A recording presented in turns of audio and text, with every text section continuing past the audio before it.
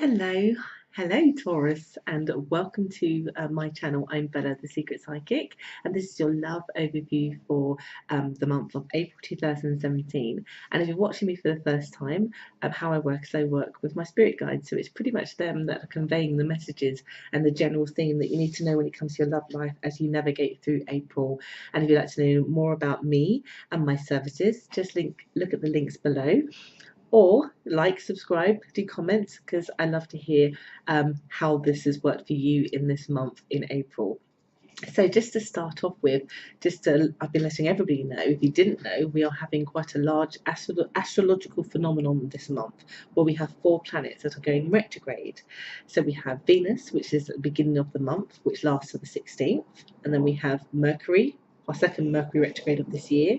We have Saturn, and we have Pluto that are also going retrograde. So it is a phenomenon, and it is useful, but also messing with some people's energy, and will be messing with some people's energy in this month in particular. But I think you guys are okay. I can see what my guides say about how to progress through this month. So I go kind of like week by week. So in the first week, they're saying here that you are highly intuitive. Venus is still in retrograde, and I feel for you guys, particularly some of you guys, particularly if you're female, you need to watch your fertility. If you're wanting to have a baby, that's the perfect time, perfect week, first week, to be trying to conceive in your connections. If not, and you don't want to be, watch your fertility and take precaution in that first week, is what I want to say. But overall, what I'm also getting is that you need to trust your intuition, that and a relationship that you're either already in, newly in, or just about to try and embark on if you're single, that you will be getting, you're in a situation where you will be nurtured in the way that you desired, basically, and that you can trust your intuition about the person that you're around or the person that you are picking if you are dating. That you're picking the qualities of somebody who is nurturing for you, and that you can also nurture back. There's very much that loving, giving and taking kind of energy.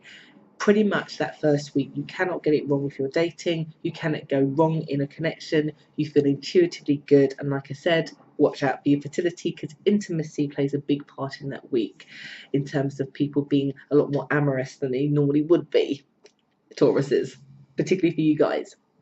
So then as we get into second week, the Venus retrograde will start to end, but also on the 10th, the Mercury retrograde starts to come in. Now, the Mercury retrograde has an effect in particular of making people look at the negative in people, including themselves.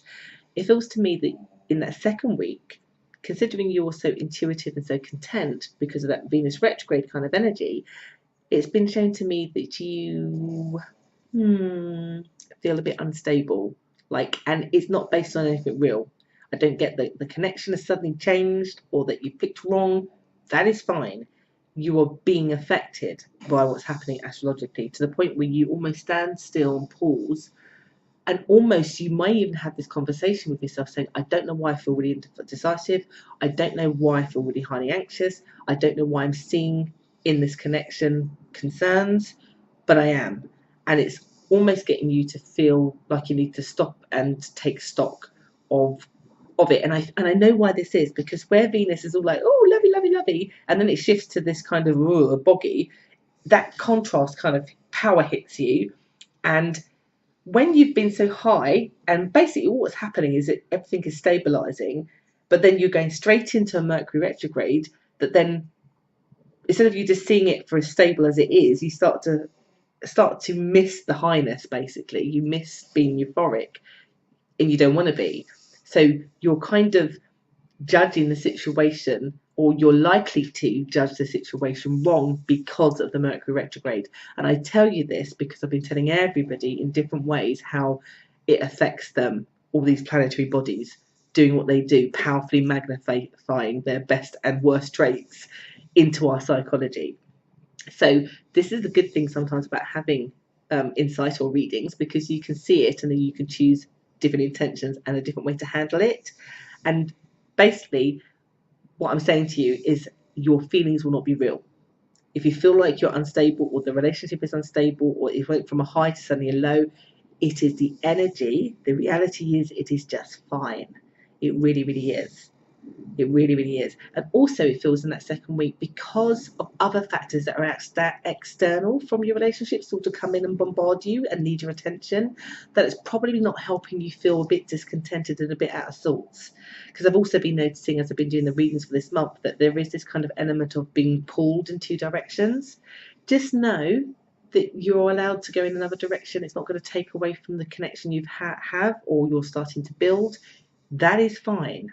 It is just the energy. So I hope you get me, all right, so that you can navigate through it in a better way.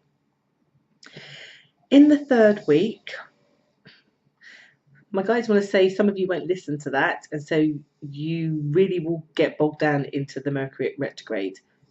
Again, do you know in the third week, if you're feeling low and you're focusing on what's not going right, so you're looking at the glass half empty, it's because of the energy. For those of you who do hear what I just said, it feels to me that you just sit back and almost allow the other person, and I think this is a little bit deliberate, because you're trying to test what I'm saying basically and also test them, that you almost want to see them put in more hard work than you. And that's okay, because I feel they give it to you anyway, and you sort of sit back and observe and you go, okay, yeah, I didn't need to worry because they're actually fine, and then you put your input back in. But just be mindful, if you're working or you've got a connection with a fire sign in particular, particularly if they're Sagittarius, that actually you need to not sit back too much, because that may backfire on you by allowing them to do all the work and you not, because they may take it the wrong way because of what's playing on for them astrologically. So just relax. Yes, observe if you need to, but don't forget to also put in, because just like the first week, it was that back and forth. That's how relationships work. We fulfill their needs, they fulfill our needs. When we stop doing that, that's when things happen that go out of sorts. But also just know, this planetary phenomenon we're having is messing with everybody. It's almost like everybody romantically will want to run through this month just to get to May, just to get out the retrogrades. Just be mindful of that, because again, my guides are saying, despite any thoughts that you have, everything is actually just fine. Just fine. And as you get to last week, I feel that you recognise that greatly. You get back to basically where you was at the beginning of the month, but in a much more realistic, natural way, and not this kind of heightened, over-the-top Venus energy way. I get here that you have drive, that you want to push forward. You feel like the newness again. You feel like you want to nurture again, that whole nurturing feeling you had at the beginning, but again in a much more realistic way, but in a very fast-paced way. Like it's almost like you want to grab that person's hand, share them with the world, make plans, go around the world.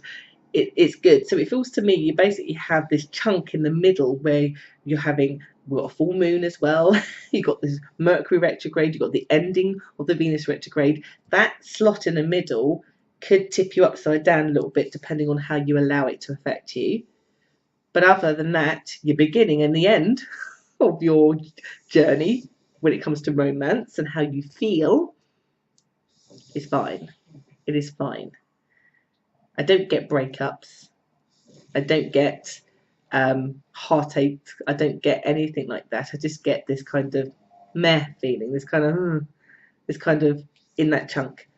But the rest of the time, it's actually beautiful and nurturing and full of confidence. So if you can maintain that, and it will be incredibly difficult, I'm not going to lie to you, with these energies going on, it has a way of messing with our psychology in our human aspects. So just, if you need to watch this during that time, just watch it so you can go, yeah, now I know what to do. Then do it, okay? Because you might feel a bit discombobulated. But I think every star sign is, like I said, everyone's going to run through April trying to get to May, just so that they could just stay in a better energy without all the astrological bodies messing us all up. So I do hope that's helped you today and that has made sense. Do like, do share, do comment. And again, if you'd like to know more about me and my services, just look at the link below. So I've been Bella, and I hope you have a really amazing April. Take care.